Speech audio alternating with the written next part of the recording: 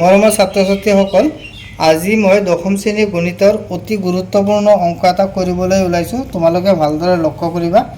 অংকটো হ'ল অনুশীলনী 1.1 8 এটা ৰেজিমেণ্টত থকা সৈনিকবোৰক 15,20 বা 25 জনকৈ লৈ কিছুমান শাৰীত থিয় কৰাব পাৰি।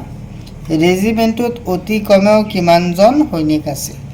গতিকে এই অংকটো আমি কি কৰিব লাগিব? সমাধান কৰিব লাগিব। কেনেকৈ সমাধান কৰিম? যেহেতু ইয়াত কৈছে অতি কমেও কিমানজন সৈনিক আছে, গতিকে অংকটো হ'ব লসাগু। অতি সহজ অংক, মনত থাকি যাব। এনচাৰ লিখিলোঁ আমি। কাৰ লসাগু উলিয়াম? 15, 20 আৰু 25। লসাগু কেনেকৈ কৰে তোমালোকে জানা? প্ৰথমতে 15 লিলোঁ, 20, 25।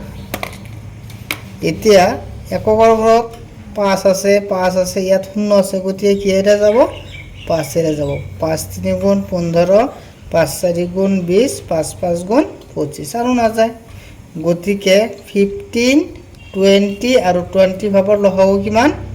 5 পূৰণ 3 পূৰণ 4 পূৰণ 5। এই গোটেইকেইটা সংখ্যা আমি কি কৰি দিম? পূৰণ কৰিম। পূৰণ কৰি দিলেই 15, 20 আৰু 25ৰ লসাগু উলিয়াব। 5 3 গুণ 15, 15 4 গুণ 60, 60 5 গুণ 300। বা তোমালোকে এনেকৈ কৰিব পাৰা, 5 3 গুণ 15 পূৰণ 4 5 গুণ 20, 15 দুগুণে 30 আৰু এটা 0 থাকিল 300। গতিকে উত্তৰটো হ'ব কি? ৰেজিমেণ্টত অতি কমেও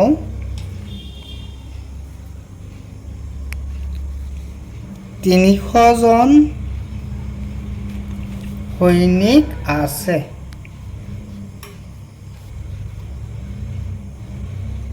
ধন্যবাদ ছাত্ৰ ছাত্ৰীসকল। তোমালোকে অংক যদি বুজি নোপোৱা মোক কমেণ্ট কৰিবা, মই আকৌ ভালদৰে বুজাই দিম। ধন্যবাদ।